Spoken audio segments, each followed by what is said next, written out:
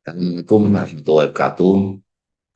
Saya dosen TI Fakultas Teknik dan Sains UPN Veteran Jawa Timur ingin melakukan sharing dengan teman-teman yang melakukan penelitian di bidang metode PLS.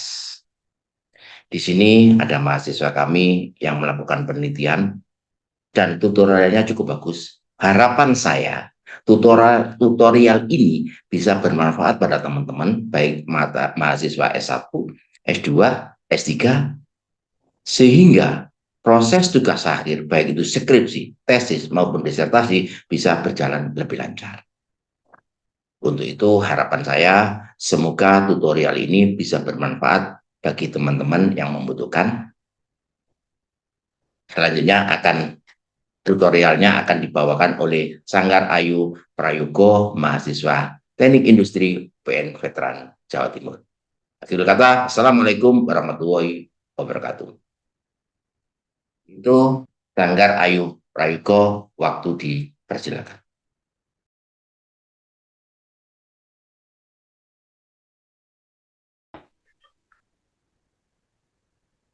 Terima kasih Pak Minto atas waktu dan kesempatan yang diberikan. Perkenalkan, nama saya Sanggar Ayu Prayoga.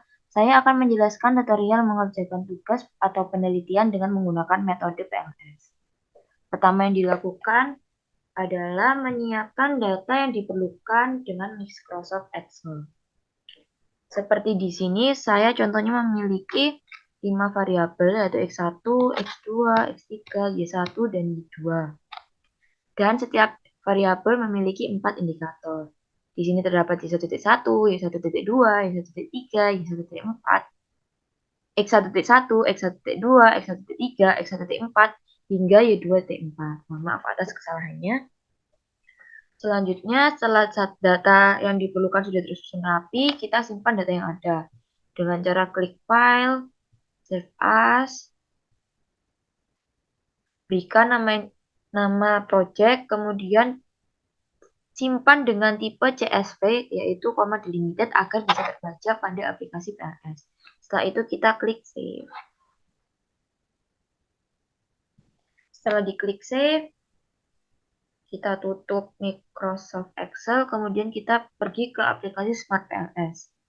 Di sini kita klik New Project, berikan nama pada project kita, selanjutnya klik OK, kemudian double klik to import data yang sudah kita buat pada Microsoft Excel. Kita pilih data yang sudah kita simpan, kemudian klik Open. Kemudian klik OK. Kita menunggu data terbaca. Apabila data sudah terbaca, kita klik New Pet Model PLS yang sudah kita buat tadi. Setelah itu akan muncul papan putih bersih. Selanjutnya kita melakukan pembuatan New Pet Model yang akan kita kerjakan. Yang pertama kita lakukan adalah membuat outer model. Outer model terdiri dari variabel-variabel yang kita punya dengan cara mengklik laten variabel, kemudian klikkan pada layar putih sesuai dengan jumlah variabel pada proyek dan penelitian Anda. Setelah variabel sudah terbentuk, kita klik select, kemudian merapikan variabel-variabel yang ada.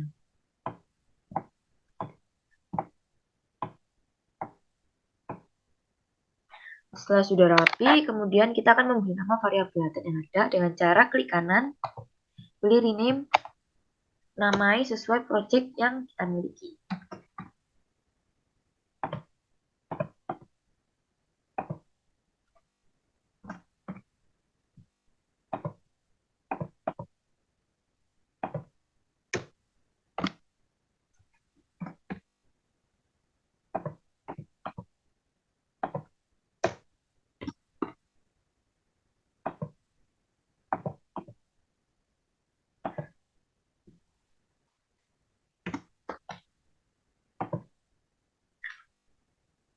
Setelah semua variabel diberi nama, kita akan menghubungkan variabel satu dengan variabel lainnya sesuai dengan penelitian dan proyek kita. Dengan cara klik connect, kemudian pilih variabel awal, dan arahkan ke variabel tujuan, kemudian klik lagi. Tahukan pada semua variabel. Seperti di sini, proyek kali ini adalah hubungan antara X1, X2, X3 terhadap Y1 dan Y2. Setelah itu kita pilih select kembali. Nah, ini merupakan gambar dari outer model. Selanjutnya, salah, goblok. Inner model.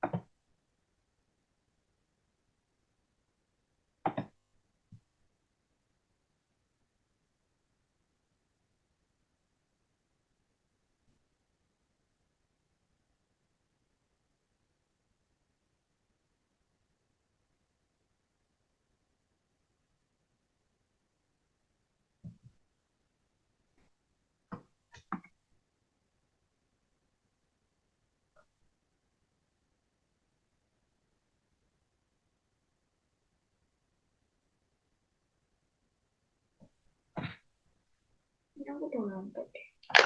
Itu nggak mau.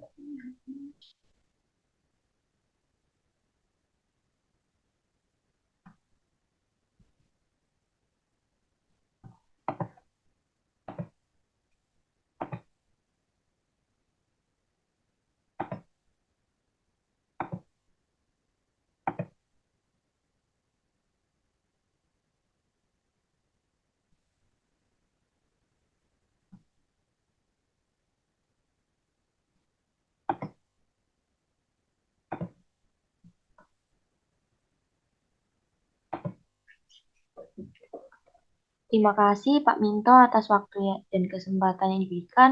Perkenalkan nama saya Sanggar Ayu Prayoga. Saya akan menjelaskan tutorial mengerjakan tugas atau penelitian dengan menggunakan metode PLS.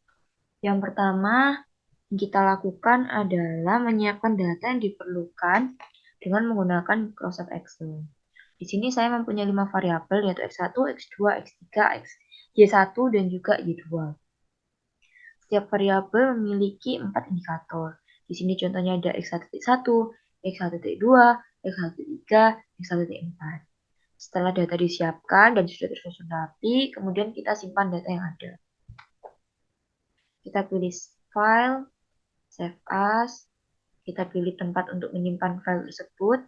Untuk menyimpan file tersebut harus menggunakan tipe CSV atau comma delimited. Setelah itu beri nama, kemudian kita klik save. Setelah tersimpan, kita selanjutnya membuka aplikasi PLS. Pada PLS, kita klik New Project. Kita beri nama project yang kita kerjakan. Kemudian kita pilih double klik to import data yang sudah kita simpan pada Microsoft Excel dengan format CSV. Kita klik open, kemudian OK. Setelah data muncul, kita pilih Pet Model pada PLS, kita klik. Akan muncul layar putih. Di sini kita akan membuat inner model terlebih dahulu, yaitu hubungan antara variabel laten dengan variabel laten. Dengan cara klik laten variabel, kemudian klikkan pada layar putih sesuai dengan jumlah variabel yang ada pada project atau penelitian yang kalian punya. Kemudian untuk merapikan kita klik select, kita rapikan. Setelah itu kita beri nama dengan cara klik kanan, pada variabel dan pilih rename. Beri nama sesuai dengan project dan penelitian yang sedang dikerjakan.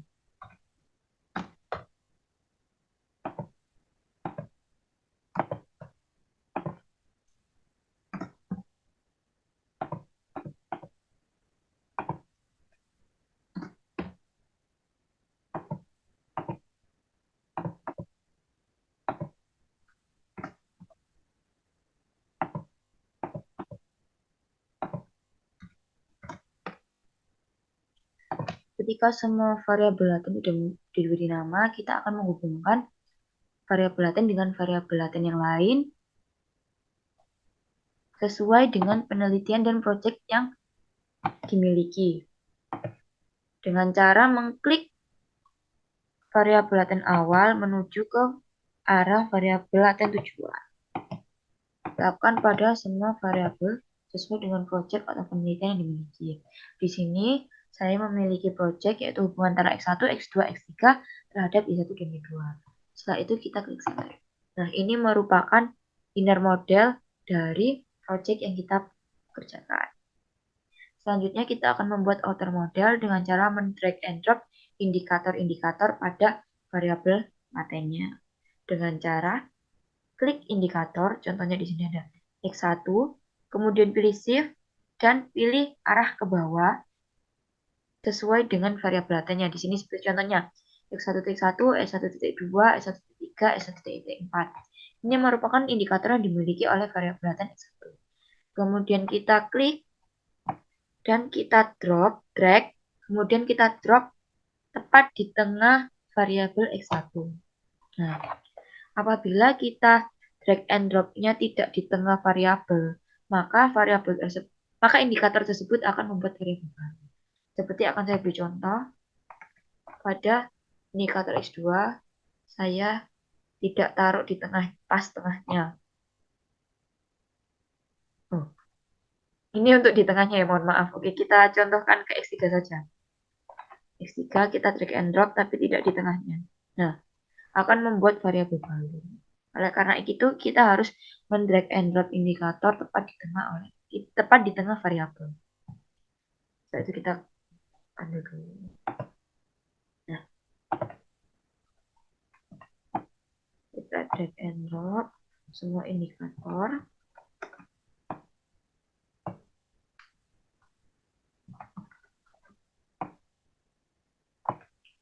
Setelah indikator muncul, kita rapikan dengan cara klik kanan pada variabel, kemudian posisikan bisa di atas, di kiri, di bawah, dan kanan. Untuk variabel Y1, kita taruh atas indikatornya. Untuk variabel Y2, kita taruh kanan. Kemudian kita rapikan agar terlihat. Nah, ini merupakan gambar dari outer model. Setelah membuat outer model dan inner model, kita akan melakukan evaluasi outer model.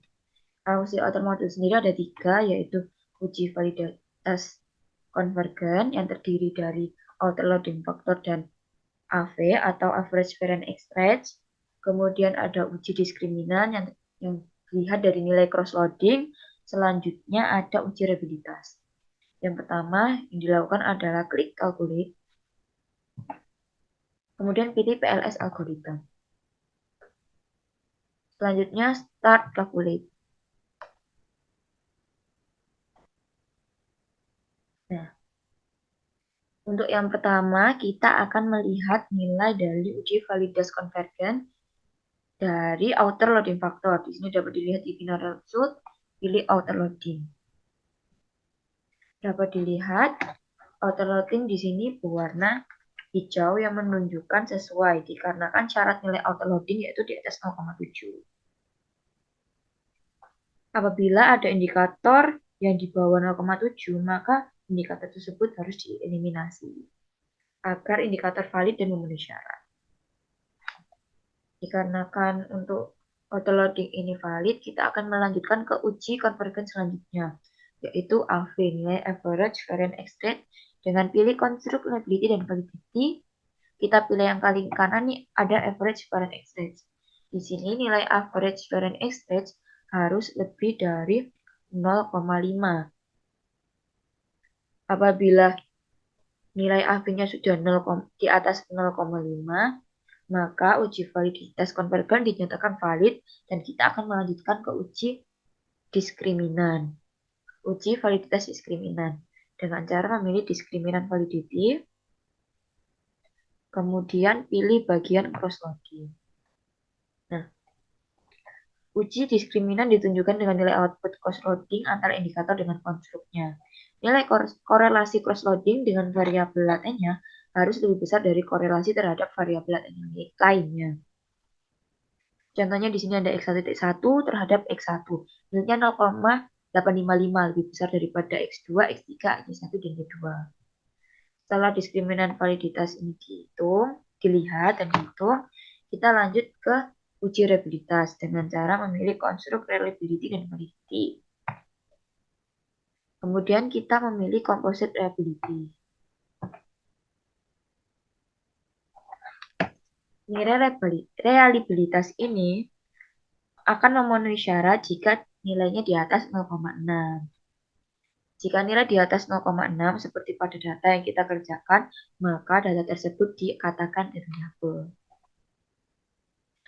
Sudah selesai uji reliabilitas, hal itu menutup evaluasi nilai outer model. Selanjutnya kita akan melakukan evaluasi nilai inner model. Inner model dapat dilihat dengan melihat nilai R square dan Q square. Untuk yang pertama kita melihat nilai R square. Di sini sudah ada nilai R square.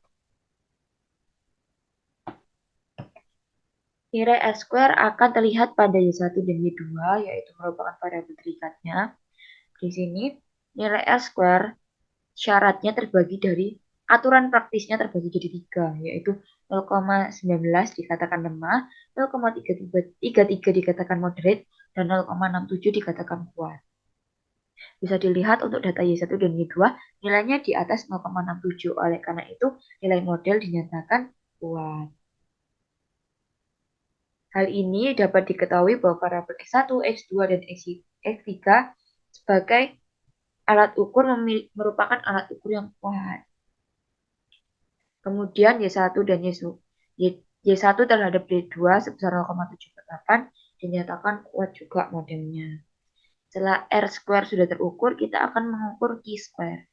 Q square diukur dengan cara mengklik pad diagram yang sudah kita punya, kemudian pilih calculate, dan kita klik blindfolding. Kemudian klik start calculation.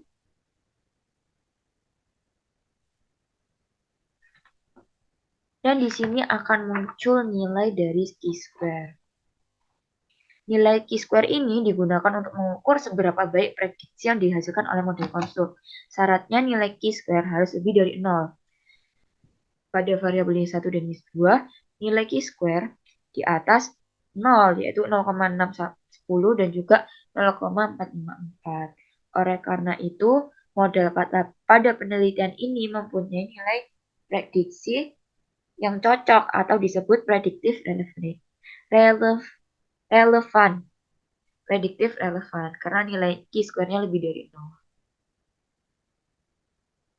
Setelah dilakukan evaluasi inner model, kita akan melakukan uji hipotesis dengan cara mengklik pad diagram yang sudah kita buat, kemudian kita pilih calculate, kemudian kita klik bootstrapping.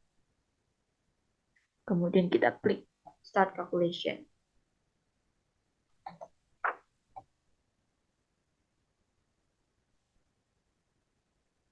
Nah, di sini akan muncul nilai-nilai dari original sample dan t-statistik, kemudian ada p-value.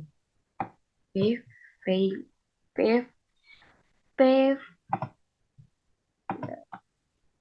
sini kita besarkan agar terlihat. Yang digunakan original sample, t-statistik, dan juga p-value. Di sini nilai original sample menunjukkan nilai koefisien jalurnya. yang berarti koefisien nilai jalur D1 terhadap D2 adalah 0,865. Untuk T statistik ini menunjukkan nilai T hitungnya. Untuk T statistik ini dinyatakan signifikan apabila nilainya lebih besar dari 1,96. Pada data-data ini, nilainya lebih besar dari 1,96. Dan juga untuk koefisien jalur original sample, nilainya menunjukkan nilai positif, begitu pula dengan p-value-nya. Oleh karena itu, seperti contohnya kan, X1 terhadap Y1 mempunyai nilai positif sebesar 0,429 dengan nilai T statistik 2,781. Oleh karena itu, X1 terhadap Y1 dinyatakan signifikan dan juga positif, sehingga hipotesis dapat diterima. Untuk penjelasan lebih lanjutnya mengenai penelitian-penelitian ini akan kalian elaborate atau kembangkan sesuai dengan hasil yang kalian dapatkan. Kemudian akan kalian simpulkan juga sesuai dengan hasil yang kalian dapatkan dan akan didapatkan nilai-nilai yang dapat digunakan sebagai acuan pada penelitian selanjutnya. Seperti itu. Sekian tutorial dari saya. Apabila ada pertanyaan, mohon ditanyakan. Terima kasih. Wassalamualaikum warahmatullahi wabarakatuh.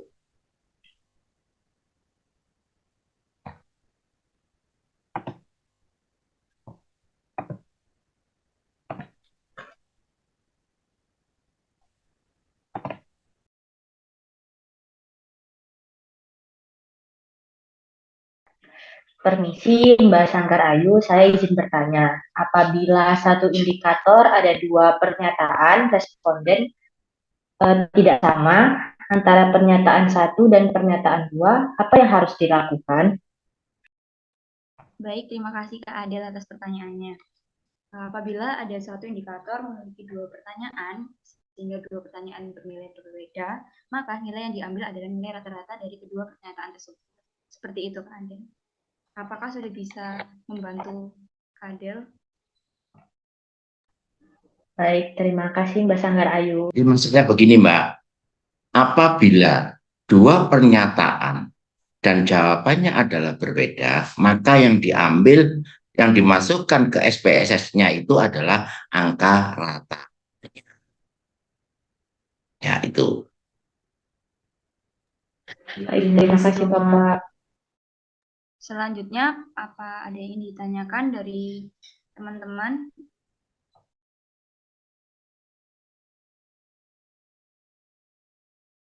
Oke, Aksol, silakan. Ya, baik. Terima kasih Mbak Sanggar atas kesempatannya. Sebelumnya perkenalkan nama saya Axel Nugroho. Saya ingin menanyakan tentang mengapa menggunakan PLS sebagai metode penelitian. Ya, itu aja. Terima kasih.